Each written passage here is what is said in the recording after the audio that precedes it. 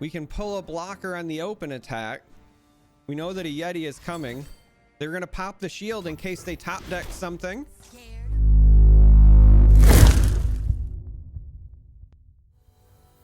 Today is day 2 of Croc week, and the day kind of got away from me.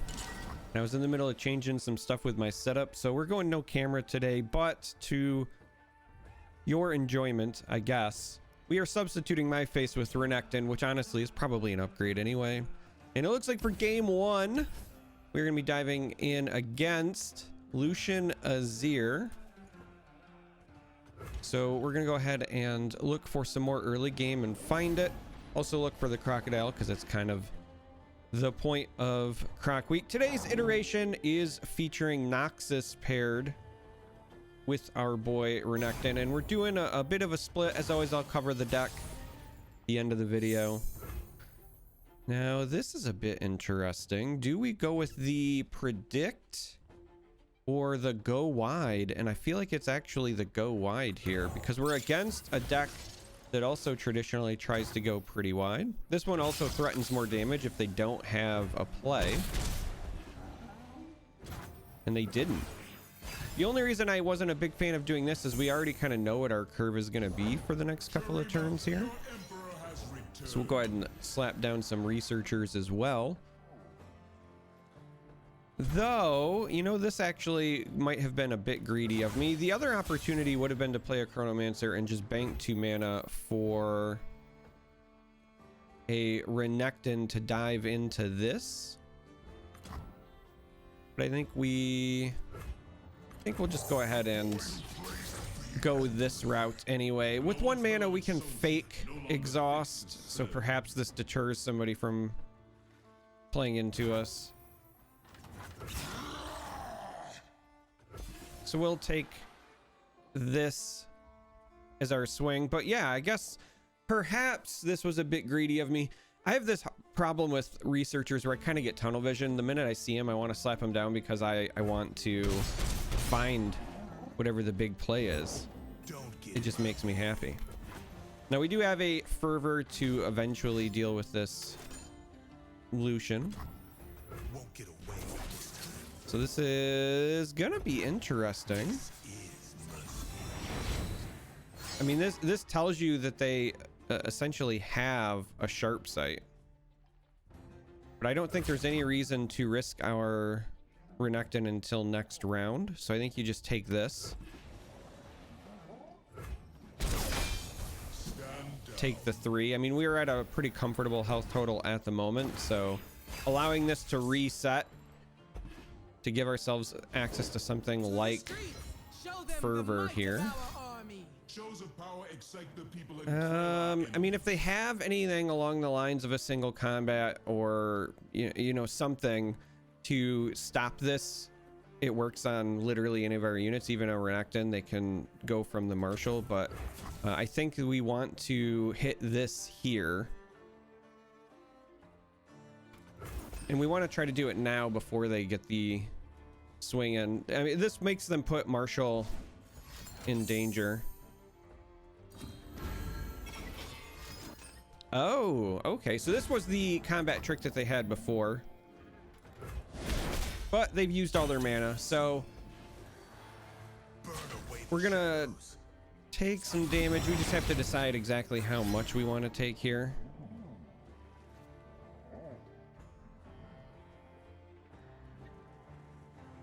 And then our next round as well, we have a combination of Predator and Maneuver that we can go with. And it's because of that, I think that we actually just eat all of this. We want to be wider than them when we go into the next round. So I think taking the damage, I mean, it's risky. We go down to 5, but I think taking the damage and then this round developing the Chronomancer allows us to go into some pretty cheeky blocks this next round. So I think we want to do just that.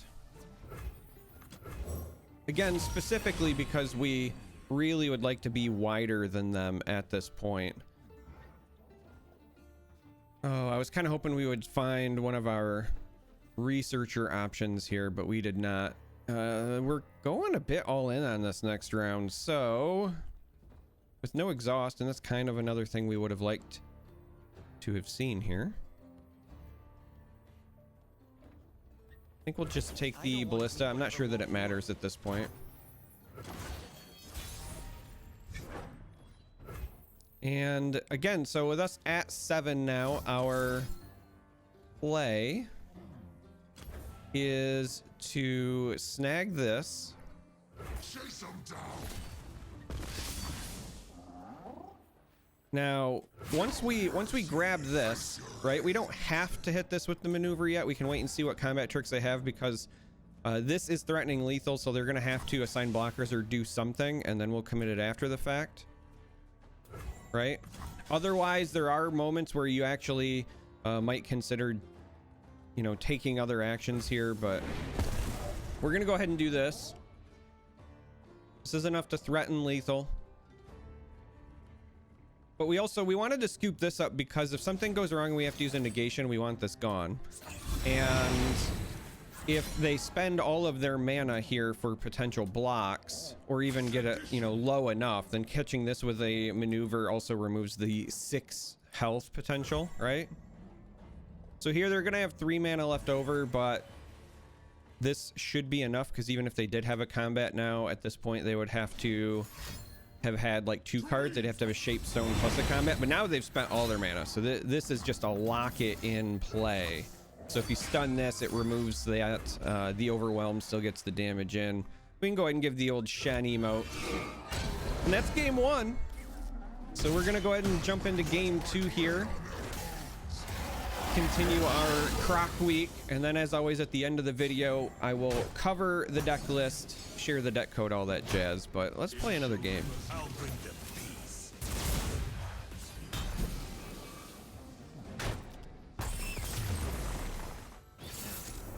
Well, Ashe and LeBlanc, or as I like to call her, LeBonk, because traditionally when I see this pairing, these 5 attack power units are going to be bonking your board, and it's not very fun. We're gonna do something super greedy, and we're gonna keep a Predator and a Renekton, not because it's correct, but because we're doing this for YouTube, and I just want to play the Crocodile and swing into some things. But I think here we want to predict, but again, this is a list where traditionally they play some pretty big units. They could have something like the 5-1 here. This threatens more damage, so we'll go this route. They also could be running something like the Archer to Frostbite, and this divides our targets a wee bit. You know, they don't really want to Frostbite a 2-2, and then we still get to poke with the 1-1. Turns out nothing in either direction anyway, and we're now faced with that kind of same situation that we were the last time around. And so here we are in fact going to bank the 2 mana this time. We'll play the Chronomancer. Path is tempting, I'm not gonna lie. The burn and the draw is rather nice, but we already have some draw available.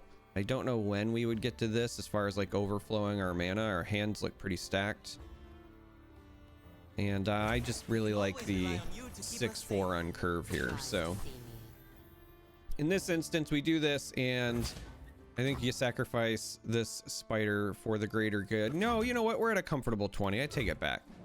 Let's just Toro this through. The old Matador. Let's just allow it. Now, the biggest issue here is that we want to play Renekton, and then we want to try to run her over, but we have to be concerned about them using the... Oh, interesting. Let's go ahead and do it this way. This pushes the most damage.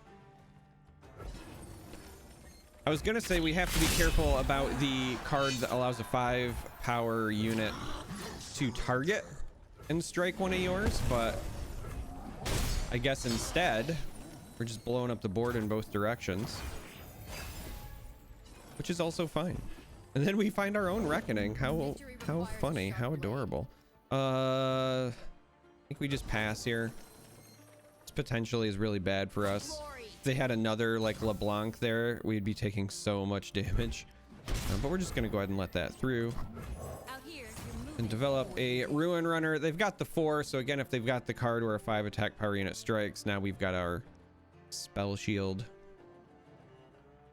So that's nice. And then if we want, we don't even need to go with the open attack. We could do something like a Sand Spinner here. Knocked and ready. Just because that would remove the option of the 5 attack power issue that we are concerned about. But we'll go this route. See what they do now. The reason we're going this route is because this gives us a potential value trade, so they might be forced to use this here anyway. This can't block. So we're just trying to free some stuff up here. This is a problem. It's so funny because like we get our Reckoning, and this is a one of in the list, but we got it in the mashup where it is the absolute least impactful. So I got a feeling that we're not going to be having a good time here. Right, so we're going to do this. We're a bit worried about combat tricks, specifically anything that boosts attack power. But we want to do it this way because we want the Ruin Runner to try to survive. We want this to crash into something else if possible. So sadly, we do not get this trade. We know that this is going to be trying to eat our Ruin Runner this next turn. Do find ourselves a Darius though. So we'll just go ahead and let this through and hope they don't have the burn to finish us off.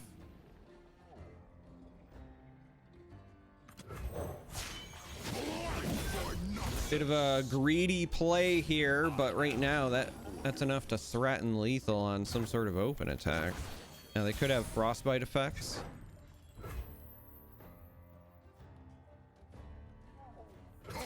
But I think you still have to go for it and force them. So there's the frostbite effect. Stand and defend. And a culling strike on top of it. So we had the predator to maybe force this trade, but instead we're gonna lose it to the culling strike. So that's a very well played on their part. Let's go ahead and see what this can find us in terms of bodies. That's new. Let's go researchers, and then this technically soaks the most. This is tempting because it leaves us with a mana back for a combat trick, and we get the predict because ideally we're trying to find you know, maybe some sort of removal effect if they have any tricks. So I think we're gonna go with this route. I could see the argument either way. Let's go ahead and grab this Ruin Runner. If we're not going to find a combat trick, it's a nice potential follow-up play here. They got a lot of cards in hand and a lot of mana, and this is a very tight game. So they have another Reckoning.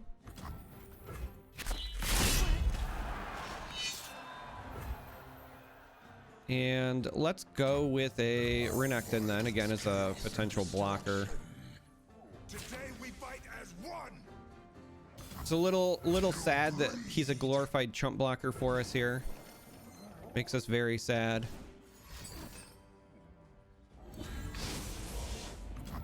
We could take this to force something else out of them. We really want this trade.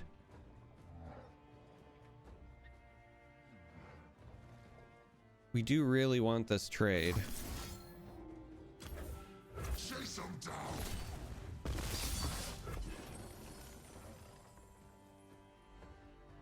So 3 cards left in hand, 3 mana, but we also get to develop the Ruin Runner. Without mercy.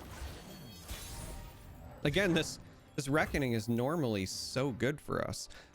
We want to try to push lethal, so we're gonna go with the Draven. I know that this allows them to potentially play blockers, but we want to go with a Draven to get the axe, because honestly this Reckoning is doing nothing for us anyway. That also then allows the Sand Spinner here, and so now they need to have another blocker or unit or combat trick. Could be again frostbite effects, but we're just trying to force this as best we can.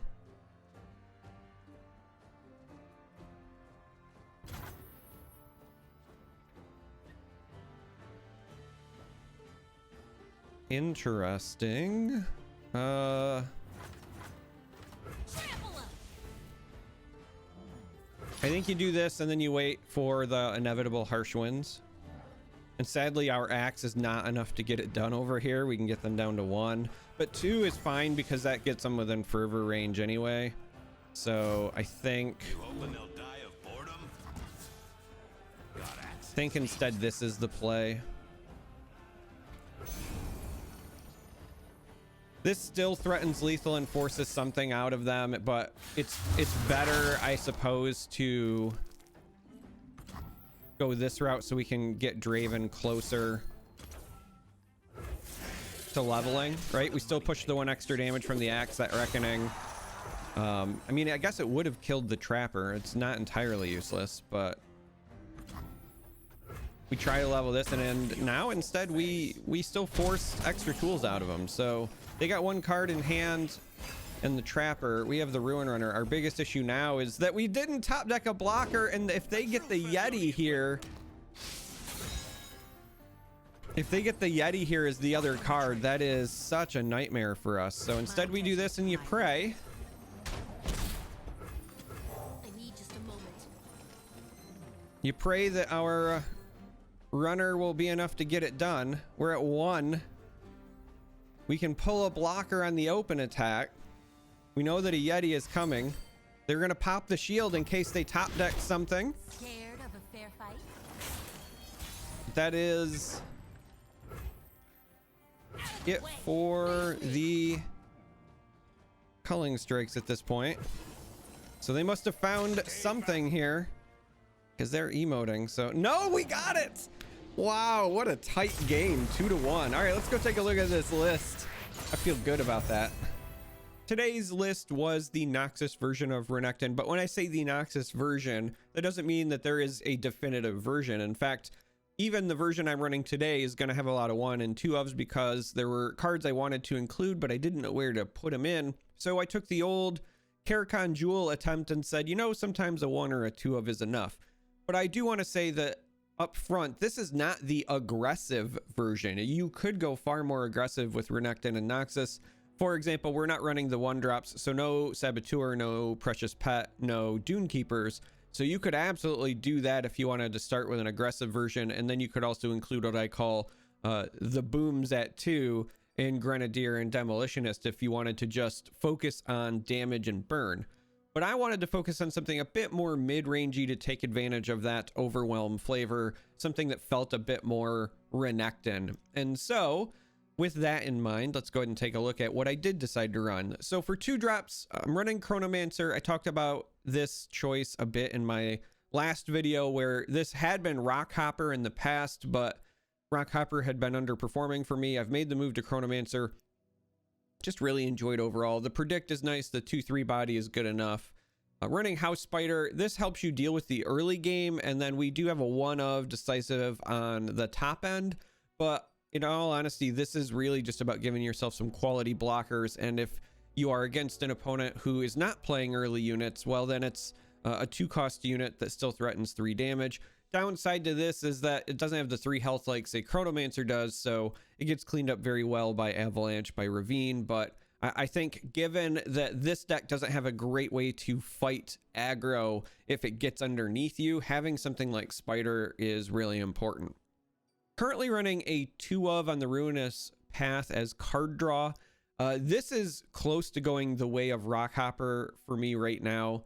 In terms of underperforming, I love the concept. I like the extra burn, having that available, and I wanted some additional card draw because we don't have a lot of 5 power units, and so as such I was only running a 1 of on the Whispered Words. But I think that this is likely going to be changed into some additional Noxian Fervor and or Whispered Words. Like I might split it into a 2-and-2 split and just get rid of the path. But this is the version I have been running, and so for now, just showing you what I have. And if you want to make those changes, feel free to do so. I would not judge you. Run in 3 of on the Ruthless Predator for combat tricks and Renekton stuff. And this could very easily be exhaust as well. I've tried it both ways. But given that we have things like Whispered Words, given that we have things like Wild Claws and Reckoning, so these are all cards that you want higher attack power for. I was going with the version that adds attack damage, but again, if you want to go with the exhaust version, entirely fine. Glory Seeker, just really great trading card. Calling Strike as a 1-of to deal with Azirs, to potentially deal with Lucian. There's a number of units that it hits, so I just really liked it as a 1-of. Now at 3, I wanted to have consistent 2 and 3 drops. So this is also part of the reason why we're sitting on, you know, we've got Chronomancer, we've got Spider, we've got Glory Seeker, and then I wanted to make sure we were hitting something on 3. So I'm running 2 of, as far as Draven goes, with 1 Darius on the top end. And then I've also got Ballista and Researchers because I just think that they're really fun. So that's currently the 3 slots. If you wanted to try to make this a bit more competitive and a little less fun, then I do wholeheartedly think that the Researchers probably go out because we don't have enough of the Predict package, and you would consider replacing them with something slightly better. But currently 2 of Draven, got the Ballista, a 1-of on Fervor. As I said, I think that might be going to 2 here soon. Running the Sand Spinner because it's a 5-power unit, so it works really well with our 1-of Reckoning, and it's just great with Renekton overall. Also Renekton, it's the point of Croc week after all. Hello. 1 Rite of Negation, 1 Whispered Words. I think this probably needs to go to 2 because at the end of the day, if I'm being honest, spending 4 to draw 2 is fine. I mean, we've been doing it for a while with other cards anyway. You don't need the reputation for this to really get the value, in my opinion. Decisive Maneuver. If we were going more aggressive with our list, then I would bump this up for sure. And if we had more Darius, I would think I would bump this up for sure. But currently a 1-of. 3 Ruin Runner because the card is bonkers. 1 Shun Po. So I want to talk about this card briefly.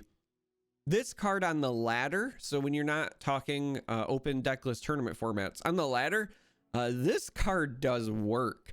Because usually when you see a list like the one I'm running, people assume your top end is Captain Farron, and Shun Po comes down sooner and oftentimes will just win you the game because they're just not preparing for it. It's not something that you see often, and in a deck like this, specifically something where you have Ruin Runner, where if it still has the spell shield on it and you have this big overwhelm unit that you can really push damage, or again late game if you've got that Darius active, maybe it's on a turn where, you know, it's round 7 and you played Darius on 6, now you get to attack and Darius wasn't flipped before, but now he is flipped. After combat, they develop or do whatever it is they do to set up for their turn for their counterattack, and then you catch them with the Shun Po. This does wonders in a closed deckless ladder environment as a 1-of. So, you know, just try it out. Wild Claws, this I'm including as a 1-of as well. I would not probably run this in a more streamlined competitive version, but I just wanted to catch somebody with a Wild Claws Renekton, or the Dream, obviously a post-leveled Darius. And sometimes when you're recording for YouTube, you just throw things in because you want to catch it. And then the 1-of Reckoning, which is something I probably would run in more competitive versions because it has the potential to just blow out certain games. It was a bit of a dead card in our game 2 here, but had we drawn it against the Azir Lucian list, for example, it's a blowout. So I do like the 1-of Reckoning for the same reason I like the 1-of Shun Po and the 1-of Maneuver. These are all cards that just have really high ceilings, and sometimes including a Silver Bullet that just gives you free wins from time to time can really do wonders. But the Claws, not so much. So again, if you want to take this list and make it a bit better, Claws, not so much. Researchers is a bit of a preference pick. and the path probably needs to become another fervor, another whispered words, and then you can kind of play around with the early game as you see fit. This can become exhaust, or you can mix and match, yada yada. So anyway, that's this list. This is day 2 of Croc Week. As always, deck code in the video description, link to Mobalytics. If you made it this far, I love you, I appreciate you, thanks for watching, and until next time, may you walk on warm sands.